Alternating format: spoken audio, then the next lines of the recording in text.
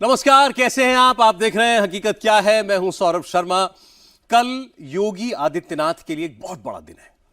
कल यूपी के बड़े बड़े नेताओं की नजर दिल्ली पर होगी। योगी आदित्यनाथ ने कल दो बड़ी मीटिंग्स की। पहली लखनऊ मंडल के विधायकों और सांसदों की, जिसमें लखनऊ और आसपास के जीते हुए नेता और हारे हुए उम्मीदवार सब पहुंचे। लखनऊ मंडल में बीजेपी को बहुत कम सीटें मिली। राजनाथ सिंह की सीट छोड़कर योगी यहां पर सीतापुर, बाराबंकी और अयोध्या समेत तमाम सीटें हार गए। योगी की इस वक्त एक और बैठक चल रही है। योगी ने प्रयागराज मंडल के नेताओं और हारे हुए उम्मीदवारों को बुलाया है, लेकिन डिप्टी सीएम केशव प्रसाद मौर्य अभी तक नहीं आए। लखनऊ में भी ये केशव मौर्य नहीं आए। क्या कोई बड़ी खबर आने वाली है? योगी क्या सोच रहे हैं? केशव प्रसाद मौर्य क्या करने वाले हैं? सारी पक्की खबरें इस रिपोर्ट में है। क्या यूपी बीजेपी में अब दो कैंप बन गए हैं? एक योगी का कैंप, दूसरा केशव मौर्य का कैंप। केशव अलग अलग विधायकों मंत्रियों से क्यों मिल रहे हैं? योगी भी विधायकों, सांसदों, मंत्रियों से मीटिंग क्यों कर रहे हैं? योगी किस किस से मिल रहे हैं? किस किस को क्या बता रहे हैं? योगी से मिलने के बाद मंत्री, सांसद, विधायक क्या कह रहे हैं?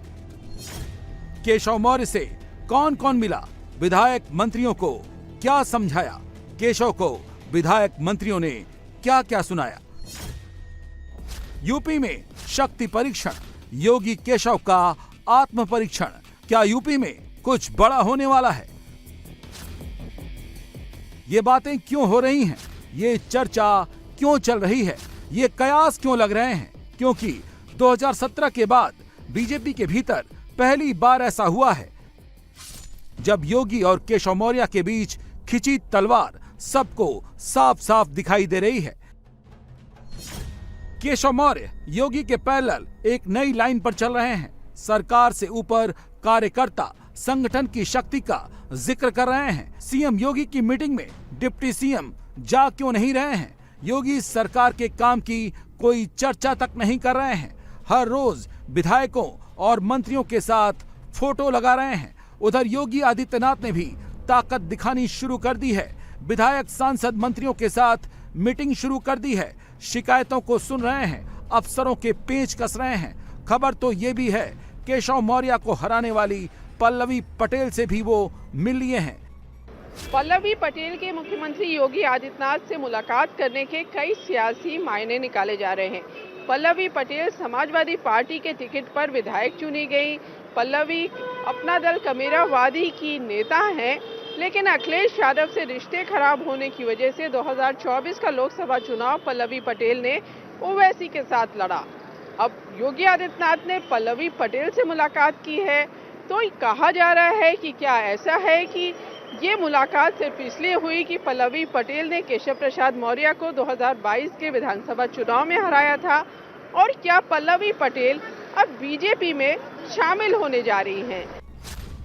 बीजेपी में जो चल रहा है, इसीलिए अखिलेश यादव भी तंज कस रहे हैं और बीजेपी के भीतर भी कयास लग रहे हैं कि यूपी बीजेपी में सीएम और डिप्टी सीएम में रार चल रही है और पार्टी के भीतर दोनों को लेकर कुछ भी ठीक नहीं चल रहा।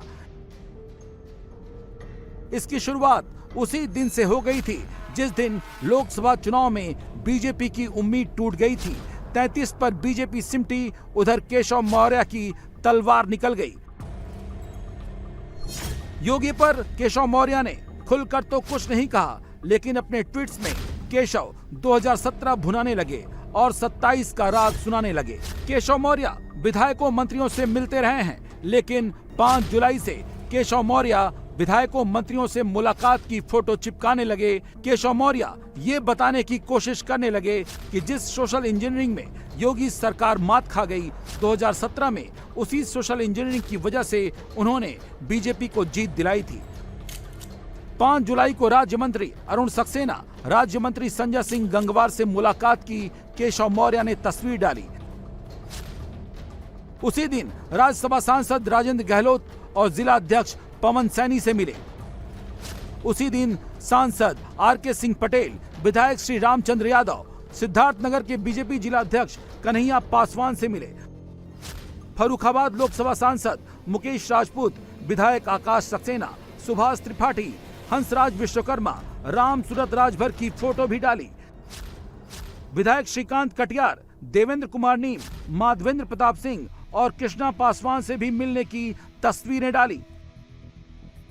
और 5 जुलाई को ही मंत्री शंकर लोधी, विधायक मनोज पांडे, बीजेपी के अवध क्षेत्र के अध्यक्ष कमलेश मिश्रा, कौशाम्बी के जिला अध्यक्ष से भी मिले।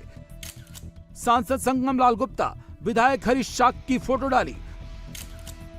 पूर्व केंद्रीय राज्य मंत्री अजय कुमार मिश्रा टेनी की भी फोटो डाली। 8 जुलाई को फिर से फोटो डालकर उन्होंने राज्य मंत्री दिनेश खटीक, बीजेपी के प्रदेश मंत्री विजय शिवहरे की फोटो डाली। और 8 जुलाई को ही राज्यसभा सांसद डॉक्टर अनिल अग्रवाल, विधायक कैलाश नाथ शुक्ल और पलटू राम की भी फोटो डाली।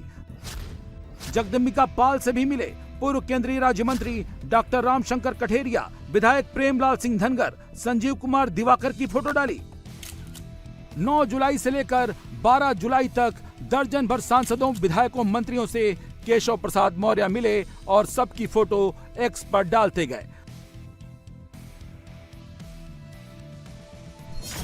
24 जुलाई को संजय निषाद, 23 जुलाई को दारा सिंह चौहान, उमेश द्विवेदी, गौरी शंकर वर्मा, भगवान सिंह कुशवाहा, देवेंद्र प्रताप सिंह, 22 जुलाई को ओम प्रकाश राजभर, कैलाश सिंह राजपूत, पवन सिंह चौहान, 20 जुलाई को नंद गोपाल नंदी, 19 जुलाई को रामचंद्र यादव, अशोक कुमार, 18 जुलाई को जगदम्बिका पाल, डीसी वर्मा, बहरन लाल मौर्य, 15 जुलाई को 3 मंत्री और 13 विधायकों से मुलाकात की।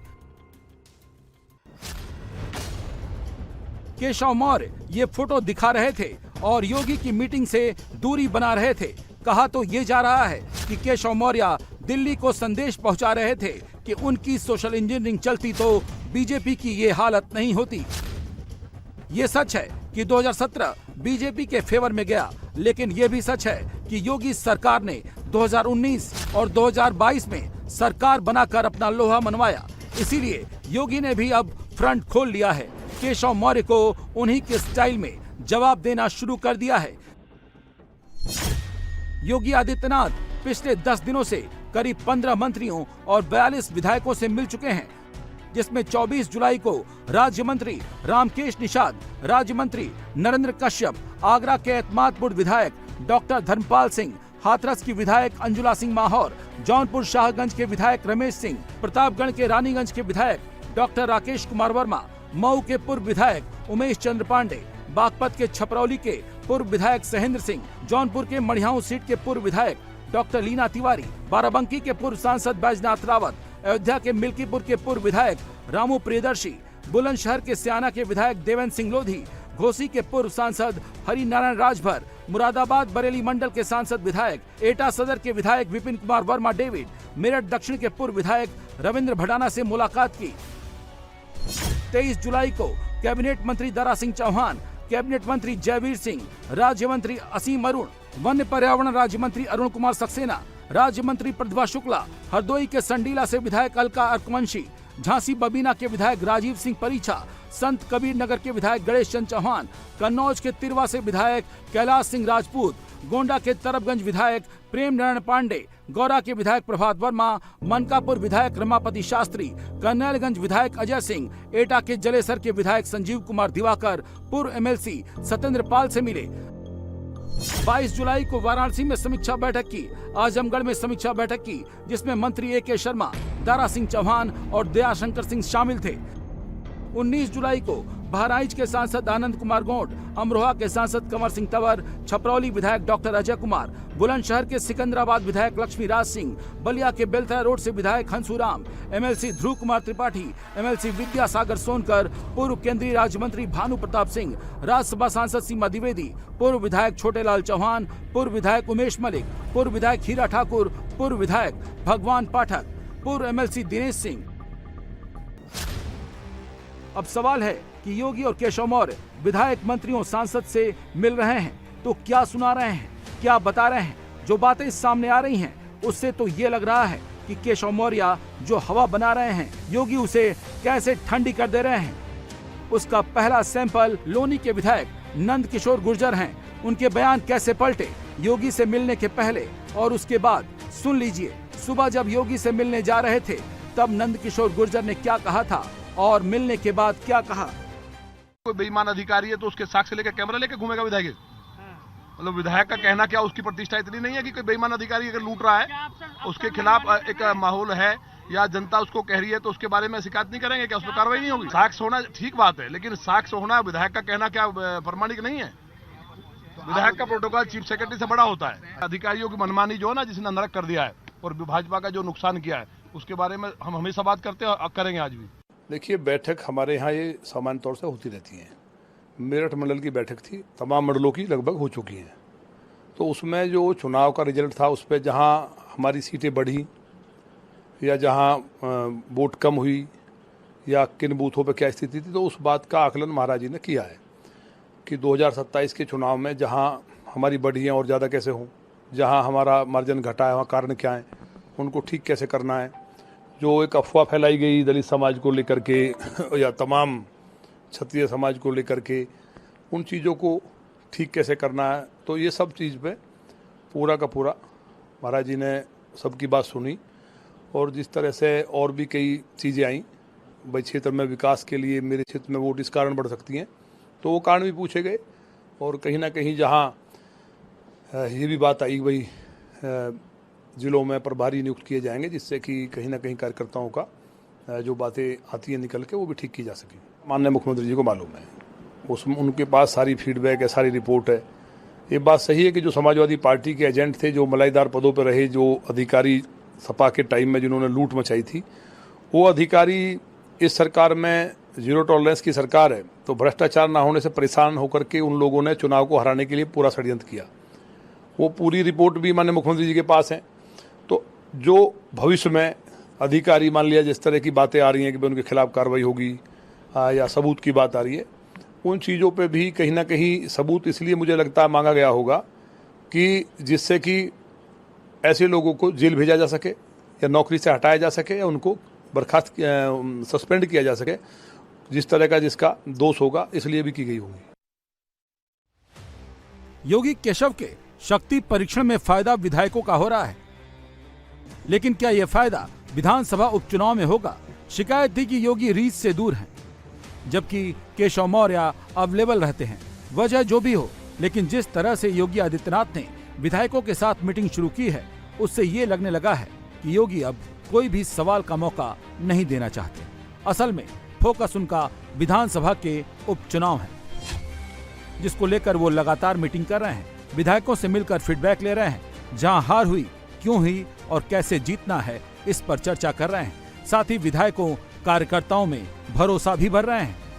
इसी सिलसिले में योगी आदित्यनाथ ने सुबह मेरठ मंडल के विधायकों, सांसदों और पार्टी के दूसरे जनप्रतिनिधियों से मुलाकात की।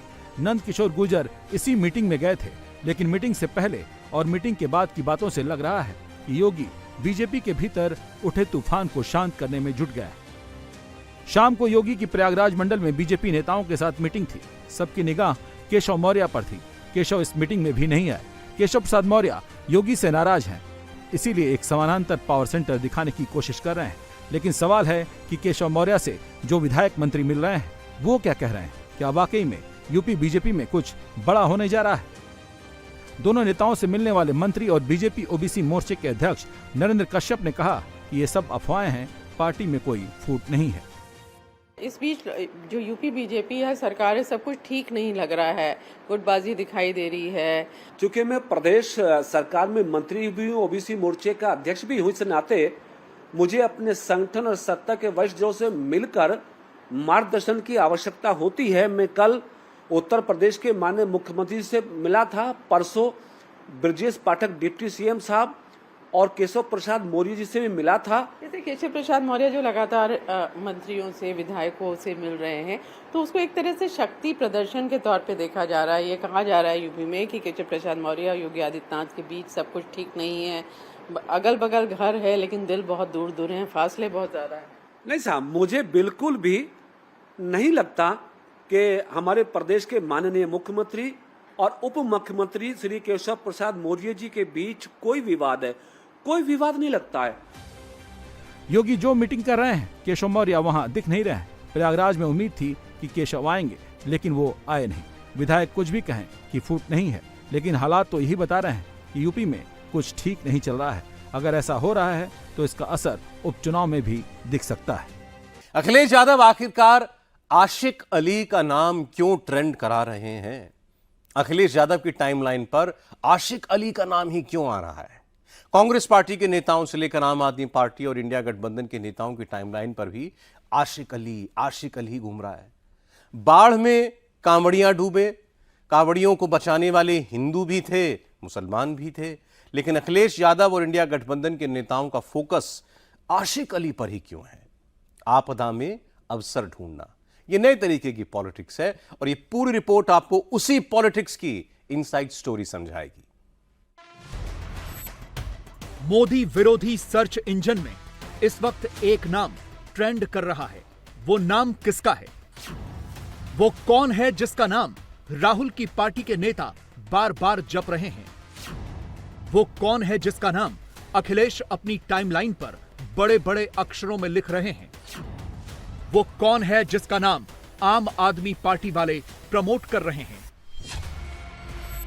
तो चलिए पहले एक एक करके सबकी टाइमलाइन चेक करते हैं। अखिलेश की पोस्ट में आशिक अली, समाजवादी पार्टी के नेताओं की पोस्ट में आशिक अली, कांग्रेस के नेताओं की पोस्ट में भी आशिक अली, कांग्रेस से जुड़े हैंडल्स पर भी आशिक अली, आम आदमी पार्टी के नेता भी बोलने लगे, लिखने लगे आशिक अली। मोदी से नफरत करने वाले इकोसिस्टम की टाइमलाइन पर आशिक अली। जिधर देखो उधर हर तरफ आशिक अली, आशिक अली, आशिक अली, सिर्फ और सिर्फ आशिक अली। आखिर कौन है यह आशिक अली? नरेंद्र मोदी के पॉलिटिकल दुश्मन सोते जागते, उठते बैठते यही नाम क्यों वायरल करा रहे हैं? इंडी अलायंस के सर्च इंजन में अचानक से इतना मुसलमान आशिक अली वाला नाम क्यों चलने लगा है? इसका जवाब आपको हरिद्वार से आई कुछ तस्वीरों में मिलेगा, क्योंकि प्रधानमंत्री के सियासी दुश्मन अब आपदा में भी मोदी को मुसलमानों का दुश्मन बताने वाला अवसर तलाशने लगे हैं। पिछले कुछ दिनों में कांवड़ यात्रा के दौरान उत्तराखंड के हरिद्वार में गंगा के तेज बहाव में कई लोगों के बहने की खबर आई, लेकिन उत्तराखंड के एसडीआरएफ जवानों की मुस्तैदी से सबकी जान बचा ली गई।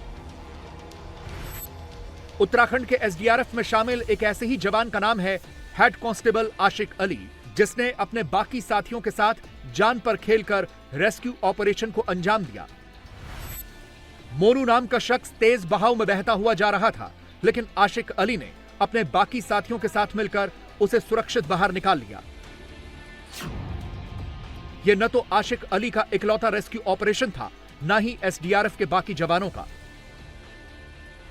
सबने मिलकर एक साथ पूरे कोऑर्डिनेशन के साथ गंगा के तेज बहाव में बहते लोगों को सुरक्षित बाहर निकाला। हरिद्वार के कांगड़ा घाट की इन तस्वीरों को ही देख लीजिए। नदी के बहाव में बहने वाला एक शख्स था, बचाने वाले 3, जिनके नाम थे गोताखोर सन्नी, एसडीआरएफ जवान शुभम और आसिफ। हरिद्वार के गंगा घाट पर कुछ घंटों पहले हुए एक रेस्क्यू ऑपरेशन में उत्तराखंड पुलिस के एसआई अतुल सिंह, गोताखोर सनी कुमार और विक्रांत ने ज्वाइंट एफर्ट करके एक युवक की जान बचाई। उत्तराखंड पुलिस ने हर रेस्क्यू ऑपरेशन का रेगुलर अपडेट दिया। पानी के तेज बहाव में बहने वाला कौन था, कहां का था, उसे बचाने वाले कौन कौन थे, सबके नाम सोशल मीडिया पर पोस्ट किए। लेकिन दिन रात मोदी करने वाले इकोसिस्टम ने उन तमाम नामों में से सिर्फ एक नाम चुना और वो नाम था आशिक अली का। अखिलेश ने सिर्फ आशिक अली का नाम ही नहीं लिखा, मोदी को टारगेट करने के लिए वो बाकायदा सौहार्द में जयते का हैशटैग चलाने लगे। 4 जून के बाद मोदी के जो विरोधी मुसलमान पर साइलेंट रहते थे, वो अब अपनी टाइमलाइन पर मुसलमान करने लगे हैं। कांग्रेस, सपा, आप से लेकर मोदी का हर दुश्मन आशिक अली का नाम तो लिख रहा है, लेकिन किसी की भी टाइमलाइन पर सनी, शुभम, विक्रांत या अतुल का नाम नहीं है। क्योंकि ये उनकी पॉलिटिक्स को सूट नहीं कर रहा। हर जगह नैरेटिव मुसलमान वाला ही चल रहा है। सोशल मीडिया पर अलग अलग हैंडल्स को खंगालने से पता चलता है कि किस तरह चंद घंटों के भीतर आशिक अली वाला नैरेटिव ट्रेंड करा के मोदी को मुस्लिम विरोधी साबित करने की कोशिश की गई। यह माहौल बनाने की कोशिश की गई कि मोदी की पार्टी नफरत फैलाती है, मोहब्बत तो इंडी वाले ही फैलाते हैं। लेकिन जिस इकोसिस्टम ने मोदी के खिलाफ आशिक अली वाला ट्रेंड कराकर सियासी मुनाफा कमाया, उसने बहुत कुछ छिपाया। क्या क्या छिपाया? अखिलेश ने किसका नाम नहीं बताया? कांग्रेस ने, आम आदमी पार्टी ने सिर्फ एक नाम ही क्यों ट्रेंड कराया? इसका सच आपको हरिद्वार के उसी गंगा घाट पर मिलेगा जहां यह पूरा रेस्क्यू ऑपरेशन हुआ। आशिक अली ने इंडिया टीवी के कैमरे पर मोदी विरोधी इकोसिस्टम को कौन सी नसीहत दी है, ये भी आपको बताएंगे। पहले उस रेस्क्यू ऑपरेशन की बात करते हैं जिसे मोदी के दुश्मनों ने अपनी टाइमलाइन से ही गायब कर दिया है। इस वक्त मैं कांगड़ा घाट पर हूं और कांगड़ा घाट पर 22 तारीख से लेकर अब तक 15 लोगों को यहां पर रेस्क्यू किया जा चुका है, जो लोग इस बहाव में डूब रहे थे। कल की बात करें तो कल यहां से 6 लोगों को डूबने से बचाया गया, जबकि आज अभी तक 2 लोगों को रेस्क्यू किया जा चुका है। मोनू नाम के लड़के को भी आप लोगों ने यहां से रेस्क्यू किया। मोनू कैसे डूब रहा था, कैसे आप लोगों ने देखा? सर हाँ, कल 6 लोगों को रेस्क्यू किया था, जिसमें एक मोनू था। मोनू सामने से नदी से तैरता हुआ आ रहा था, उस पर हमारी नज़र पड़ी तो उसमें तुरंत जो शिवम हमारा है रेस्क्यूअर है, उसने वो तैर कर उसके पास रीच बनाई और जो हेड कांस्टेबल आशिक अली है वो डग्गी की सहायता से उसके पास गए थे और जिसे सकुशल बचा लिया था। हमारा टीम वर्क ही होता है, एक व्यक्ति से रेस्क्यू तो पॉसिबल वैसे भी नहीं हो पाता है क्योंकि हमारा बैक सपोर्ट भी जरूरी है। तो वहाँ पे उस समय हमारे 3 लोग गए थे रेस्क्यू करने के लिए। पॉलिटिकल पार्टीज के द्वारा भी कहीं ना इसमें भी कहा जा रहा है कि एक आशिक अली मुस्लिम ने हिंदू को बचाया, इस तरह की बातें कही जा रही है। नहीं सर, ऐसा इसमें तो हमारे लिए सबसे पहले कर्तव्य है। हम संवैधानिक पद पे हैं तो हमारे लिए तो अपना कर्तव्य सबसे पहले होता है, वही सर्वोपरि है, कर्म ही पूजा है। आपने उस टीम की बात सुन ली जो हरिद्वार में गंगा के तेज बहाव में बहते लोगों को रेस्क्यू करके बाहर निकाल रही है। इस टीम ने साफ साफ कहा कि रेस्क्यू ऑपरेशन किसी एक गोताखोर के बस की बात नहीं है।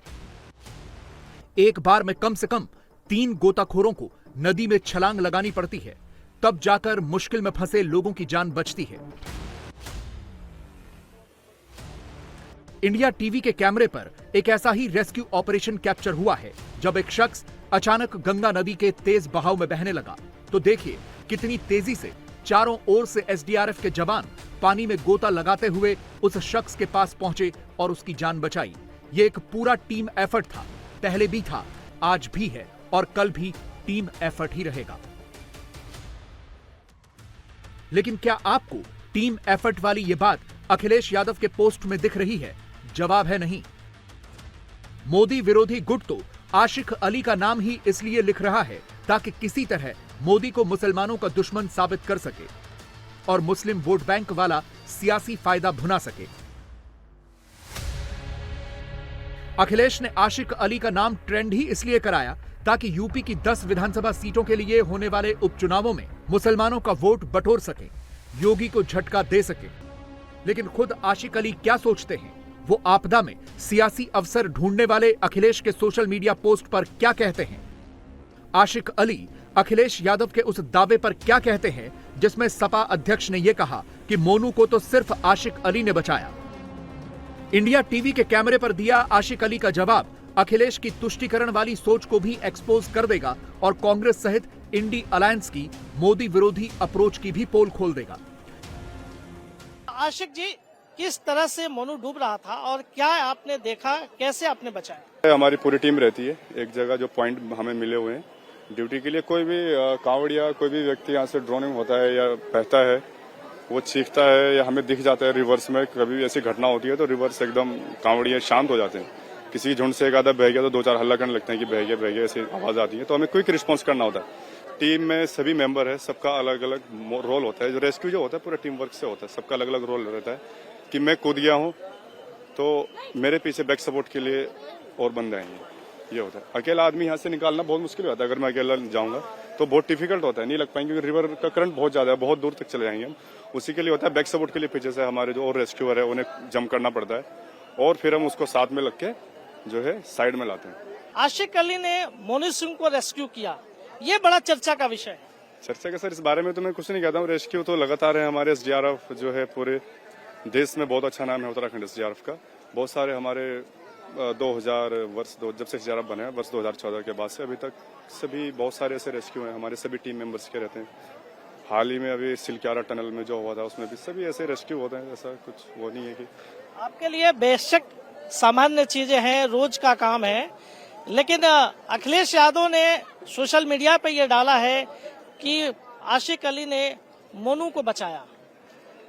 सर सोशल मीडिया पे तो मैं इतना एक्टिव भी नहीं हूँ। आप लोगों का ये प्यार है, प्रचार प्रसार है, जिसके माध्यम से सभी देश की जनता को मालूम हो इतना प्यार मिल रहा है और इसमें हमें प्राउड फील होता है। कहीं लगता है कि इस जो आप लोगों की एक कोऑर्डिनेशन की टीम है, रेस्क्यू टीम है, उसको भी कहीं जातीय धर्म के बांटने की कोशिश की जा रही है इस तरह की बातें करके? नहीं सर, नहीं, ये चीजें बिल्कुल नहीं है। ये ऐसा कभी मैंने फील किया ही नहीं, कभी ऐसा कभी नहीं। पॉलिटिकल बयान तो इस तरह के आ रहे हैं। नहीं सर, उन चीजों से तो हमारा कोई महत्व नहीं है, वो हमारे लिए कोई मायने नहीं रखती है वो चीजें। ये हमारा कर्तव्य है, सबसे बड़ा मानवता धर्म है और हमारे अधिकारियों ने हमें नियुक्त किया है। सबसे अच्छी बात यह है कि वो हमें इस काबिल समझते हैं, हमारी ड्यूटीज ऐसे स्थानों पे लगाते हैं। थैंक्सफुल करना चाहूंगा अपने छात्र। मानव धर्म निभा रहे हैं, यही सबसे बड़ा धर्म। सर इंडी गुट ने सोचा था आशिक अली के नाम का इस्तेमाल करके मोदी के खिलाफ माहौल बना देंगे, लेकिन खुद आशिक अली ने कैमरे पर आकर उनका सियासी एजेंडा पंक्चर कर दिया। ये जो गुट है इसे आशिक अली से कुछ लेना देना नहीं है, ये सब के सब मुस्लिम वोट के आशिक हैं। हरिद्वार पुलिस ने आशिक नाम के एक आपके यहाँ जो गोताखोर है, जो बहुत अच्छा तैराक भी है, उसको लेकर ट्वीट किया। उसने काफी अच्छा रिस्पांस भी किया है। जो लोग डूब रहे थे उसको लेकर किस तरह की ट्रेनिंग थी, और जब आशिक का नाम इसमें आया तो कहीं ना कहीं उत्तर प्रदेश की पॉलिटिक्स में इसमें भी इस नाम की चर्चा है और इस टीम में भी कहीं ना कहीं हिंदू मुस्लिम के बंटवारे की बात चर्चा हो रही है। देखिए, ऐसा कुछ नहीं है, क्योंकि हमारे यहाँ जो फोर्स है वो फोर्स है। हम लोग सभी यूनिफॉर्म के हैं और यूनिफॉर्म पहनने के बाद हम लोग केवल और केवल यूनिफॉर्म के फोर्स के हैं और सभी एक कंधे से कंधा मिला के एकजुट होकर कार्य करते हैं और उसी का ये नमूना था। और इसमें हम लोग नहीं मानते कि ऐसा कुछ है। दीदी की पार्टी बंगाल में मुस्लिम वोट वाला खेल खेल रही है। ममता बनर्जी बांग्लादेश के मुसलमानों को हिंदुस्तान के पश्चिम बंगाल में बसाने वाले स्क्रिप्ट लिख रही हैं। राहुल की पार्टी भी फुल ऑन मुस्लिम वोट वाले प्लान पर ही आगे बढ़ रही है। तेलंगाना में कांग्रेस की सरकार एक झटके में माइनॉरिटी वेलफेयर के लिए 3003 करोड़ रुपए के फंड का ऐलान कर देती है। पिछली बार से 808 करोड़ रुपए ज्यादा का हाइक दे देती है। यह सब कुछ मुस्लिम वोट के लिए हो रहा है। पूरे के पूरे इंडी अलायंस के सर्च इंजन में मुसलमान चल रहा है, लेकिन वो आरोप किस पर लगाते हैं? वो आरोप मोदी पर लगाते हैं कि मोदी हिंदू मुसलमान करते हैं। मगर अब इस इकोसिस्टम की पोल खुल चुकी है। तुष्टीकरण वाला सारा एजेंडा पंक्चर हो चुका है।